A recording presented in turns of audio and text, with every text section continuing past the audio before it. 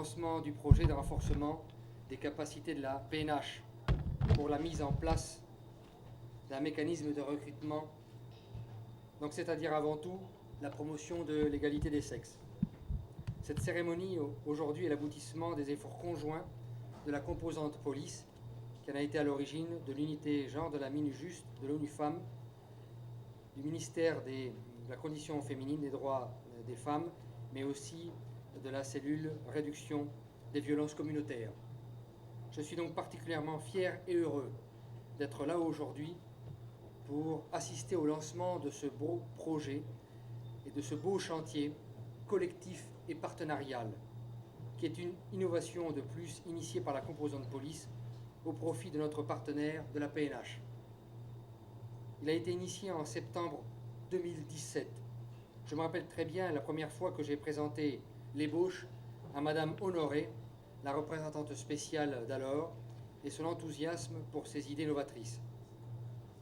Ce projet vise non seulement à mettre sur pied des activités portes ouvertes permettant de présenter les métiers de la sécurité et de montrer les capacités de la PNH à la population, mais également à la création d'une classe préparatoire au profit des jeunes filles issues des quartiers défavorisés de la capitale dans un premier temps, qui auraient une vraie vocation pour intégrer la police.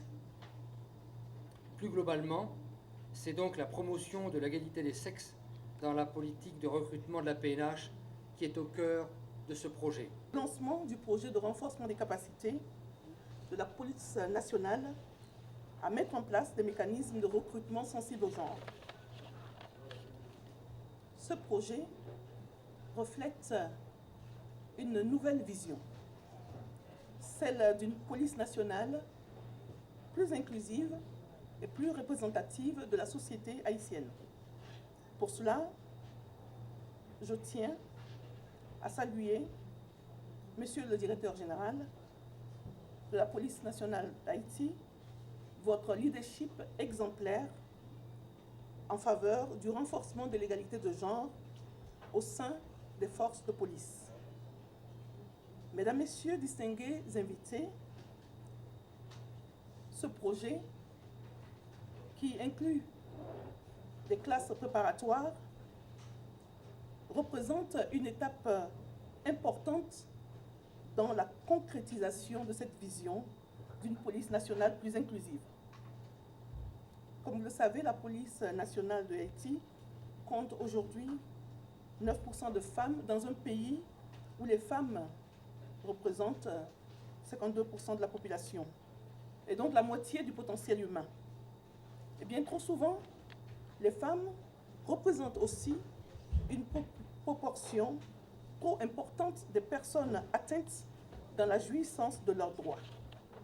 En réponse à cette situation et en ligne avec les priorités nationales, la participation entière et effective des femmes à tous les niveaux de décision, dans la vie politique, dans la vie économique et dans la vie publique en général, qui constitue donc l'ODD 5, est au cœur des priorités du système des Nations Unies en Haïti et de l'ONU Femmes. Cette exigence de participation des femmes à tous les niveaux de décision s'impose également dans la fonction de police qui est au cœur des garanties de l'état de droit. Au cours des dernières années, le nombre de femmes engagées dans la police a certes augmenté, mais représente, comme je le disais tantôt, encore moins de 10% des effectifs. C'est encore trop peu. C'est de ce constat et des échanges constructifs entre la PNH, le ministère à la condition féminine et aux droits des femmes, la société civile à travers la concertation nationale contre les violences faites aux femmes, la MINJUST et ONU Femmes, qu'est né ce projet qui vise à concrétiser la vision du plan stratégique de développement de la PNH. Donner à la police nationale d'Haïti le vrai visage de ce qu'est ce pays. Pour ceux et celles parmi nous qui ont vécu ici, qui travaillent ici, moi je considère que la femme haïtienne est le socle de cette société. À la fois en tant que fille, en tant que mère, en tant qu'épouse et en tant que sœur, mais aussi et de plus en plus en tant que professionnelle. Donc l'intégration de la femme haïtienne dans cette force républicaine qu'est la police est un investissement qui va permettre à ce pays de se stabiliser, d'avoir une force de police capable de faire de l'action de proximité et peut-être de ramener au centre des actions de police cette capacité à tendre la main aux communautés et à créer un lien entre la police et ses communautés pour éviter d'avoir recours à la force pour maintenir l'ordre. Parce que ce dont on doit se souvenir, l'action de police n'est pas une action uniquement d'usage de la force, ce qu'on appelle en anglais law enforcement. L'action de la police, c'est aussi le lien avec la communauté. C'est la capacité d'inspirer la confiance, de pouvoir faire savoir aux citoyens que la police est d'abord à son service et que les informations dont elle a besoin pour travailler, c'est la population qui doit le donner. Et je pense que l'intégration des femmes permettra de pouvoir passer ce dernier jalon.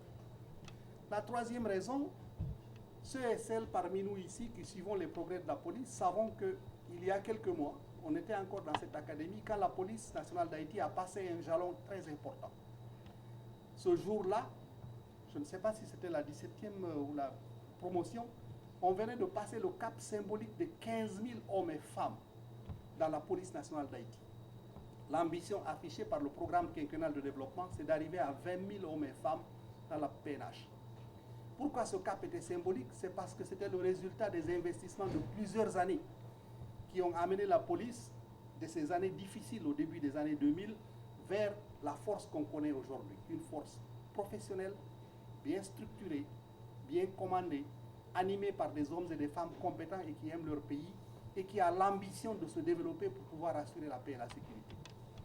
Quatrième et dernière raison que je voulais partager avec vous, c'est ce projet. Madame Ekoué en a parlé, d'autres après moi le feront, mais je dis simplement que c'est juste une approche, c'est un élan, c'est une ambition. Évidemment, en intégrant 400 femmes dans la police nationale d'Haïti, on est loin du compte. Mais ceci est un bon pas dans la bonne direction. Et pourquoi c'est aussi important? C'est simplement parce que quel que soit le lieu où les Haïtiennes et les Haïtiens vivent, quel que soit leur niveau de revenu, quelle que soit leur famille, eux et elles ont toutes la même opportunité et doivent avoir la même chance de pouvoir se joindre à la PNH. Il ne doit pas y avoir de critères d'exclusion basés sur le revenu, le niveau d'éducation ou le lieu d'origine. Chacun qui a de l'ambition, et c'est pour ça que ce projet est important, doit pouvoir venir faire la compétition. Notre rôle, c'est d'équilibrer le terrain de jeu. En créant la classe préparatoire, on permet à des jeunes filles qui ont la vocation de se préparer et d'avoir de la chance de passer le test d'entrée. Mais le travail ne s'arrête pas là. Le travail, c'est de poursuivre et de renforcer leur self-esteem, leur capacité à intégrer la police et à se considérer comme des membres à part entière de ce corps. Voilà quelques raisons que moi je voulais... Aujourd'hui encore, des tabous veulent que certains métiers soient uniquement réservés aux hommes. À travers une campagne de sensibilisation, le ministère à la condition féminine et aux droits des femmes a réalisé le 6 avril 2018 un atelier sous le thème « Métier pas gen sexe dans les affaires de travail, femmes et garçons égal égaux ». Il convient pour nous donc de continuer à sensibiliser les actrices et les acteurs, à rééduquer la population, nos garçons et nos filles. On comprend aussi pourquoi, aujourd'hui, les femmes sont si peu représentées au sein de la police nationale, moins de 10%. L'atelier de lancement du projet d'aujourd'hui s'inscrit en ligne droite dans la campagne de sensibilisation que nous avons lancé, dis-je, récemment. Cet atelier de renforcement des capacités de la PNH à mettre en place des mécanismes de recrutement sensibles aux genre trouve sa légitimité dans la Constitution amendée de 1987 en son article 17.1 qui parle du respect d'au moins 30% de femmes dans tous les espaces de prise de décision. Il trouve aussi ses fondements dans le deuxième plan de lutte de la politique d'égalité femmes-hommes, dans sa 4e orientation pour l'élimination de toutes les formes de violence à l'égard des femmes et des filles, et la 66e mesure visant une campagne de sensibilisation pour le renforcement des filles ou l'intégration des filles dans la police nationale. Comme je me plais toujours à le dire, tout est dans le cerveau, pas dans le sexe. Mesdames, nous cafel, nous devons continuer à batailler pour nous jouer une vraie place dans la société. L'État haïtien, à travers le ministère à la condition féminine, s'engage à poursuivre sa mission, qui est celle de créer une société inclusive où les droits de toutes et de chacun est pris en compte. Déjà instruit nos hommes de prendre toutes les dispositions pour mettre sur pied un programme préparatoire chargé justement de préparer nos femmes pour adresser ces défis. On a vraiment on a besoin de femmes dans le commandement de la PNH. On a besoin beaucoup plus de femmes dans l'état-major de la PNH. Donc ça, c'est important. Et nous nous assurons à ce qu'avant la fin de notre mandat, on ait une bonne représentation des femmes à l'état-major de la PNH. L'un des indicateurs de la volonté du commandement de la PNH d'augmenter le nombre de femmes dans l'institution policière se traduit en particulier par le nombre de femmes qui composent les différentes promotions de l'ENP. Et dans cette promotion qu'on a à l'école, sur les 750 postulants qu'on a ou aspirants policiers qu'on a, 246 sont des femmes. Aujourd'hui, je réitère à la coordination des affaires féminines de la PNH leur devoir de prendre des initiatives visant à motiver les jeunes femmes haïtiennes à intégrer la PNH. Nous sommes conscients qu'il existe de multiples d'autres paramètres qui tendent à freiner la participation optimale et effective des femmes dans la PNH, tels notre socialisation depuis la petite enfance, notre culture patriarcale à bien des égards et surtout la perception sexiste vis-à-vis des femmes. Quand on regarde de près ce phénomène, on se rend compte que l'exclusion des femmes des espaces stratégiques est causée par une combinaison de facteurs, les uns plus préoccupants que les autres. Donc aujourd'hui, seule une lutte intense et dynamique, une approche holistique et multisectorielle est capable de mettre fin à ce fléau. Vous allez convenir avec moi que la PNH à elle seule ne peut pas atteindre cet objectif. D'autres acteurs de la société doivent s'impliquer également. J'adresse encore des remerciements spéciaux à l'endroit des structures partenaires impliquées dans la mise en œuvre de ce projet. Je voudrais souligner à l'encre forte les apports de l'ONU Femmes dans la formation continue des policiers et policières. En 2016, elle avait contribué à exécuter un projet qui avait permis de former des membres de certaines collectivités, dont Limbé et Boy, sur la nécessité de contribuer à la réduction de la violence communautaire. J'adresse des remerciements spéciaux à l'endroit du ministère à la condition féminine et aux droits de la femme pour son accompagnement de la PNH dans cette lutte ô combien difficile. Mes remerciements s'adressent enfin à la coordination des affaires féminines qui a la charge de mener cette grande bataille pour l'égalité et l'émancipation des femmes. Policiers et policières de la coordination des affaires féminines, continuez à travailler avec sérieux et professionnalisme. Ne vous contentez pas de la routine et ne cultivez pas une tendance à la procrastination. Soyez des esprits vifs. Cultivez le sens de l'initiative. L'institution se doit aujourd'hui de dégager des stratégies pouvant lui permettre d'être plus proche de la population. Ce domaine est vôtre. Je vous promets de vous accompagner davantage pour obtenir de meilleurs résultats. Vive la PNH.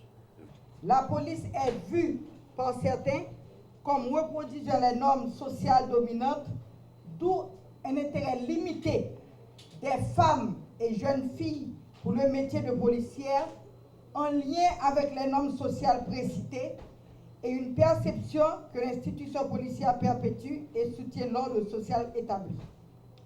L'influence de la socialisation secondaire, les gens ont une perception négative du métier de policier basée sur les expériences d'interaction négatives, un manque de connaissance de la fonction, un dialogue policier-usager des services de police à renforcer. La tranche d'âge 18-30 ans permettant l'entrée dans la police qui coïncide avec une période considérée socialement comme devant être consacrée aux fonctions sociales et de reproduction des femmes. C'est la période, selon Emus, où beaucoup de femmes enfantent. Et vous savez comment la double tâche des femmes est complexe. À l'intérieur de la police, des fois, la non-visibilité des femmes, la non-représentativité des femmes au niveau des postes de responsabilité n'inspire pas confiance aux autres femmes de l'extérieur qui pensent que les femmes n'ont pas la possibilité de faire carrière dans l'institution policière.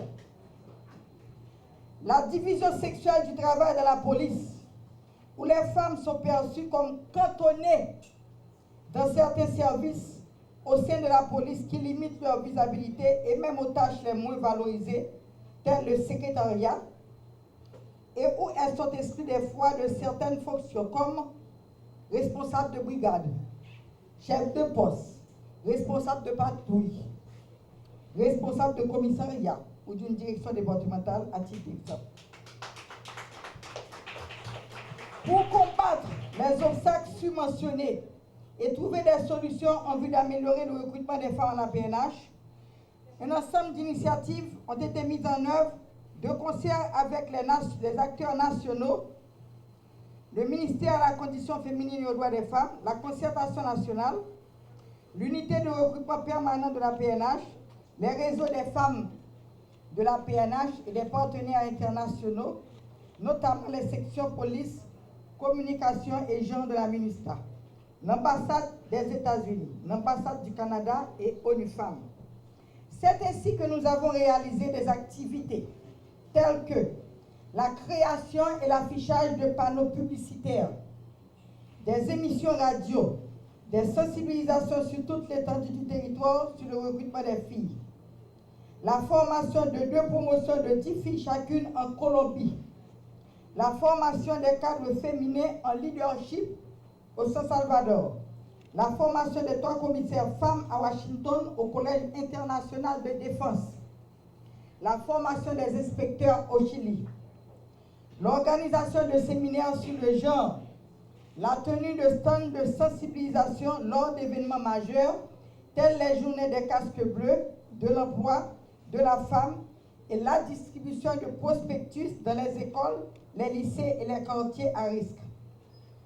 Toutes ces actions ont abouti à certains résultats, tels la relecture des textes sur le recrutement, l'allègement des critères physiques pour les tests sportifs, des rencontres sur l'assouplissement de la rigueur des visites médicales et tests psychologiques. La nette augmentation du nombre des inscriptions des filles au concours de la PNH, les premières promotions qui ne comptaient qu'un effectif d'environ 40 filles ont vu le nombre plus que tripler. La 20e promotion compte 245 jeunes filles. Ces actions ont eu le mérite de donner de la visibilité à la question de la représentation féminine au sein de la police et d'offrir des pistes de dialogue sur les approches de recrutement et de sélection.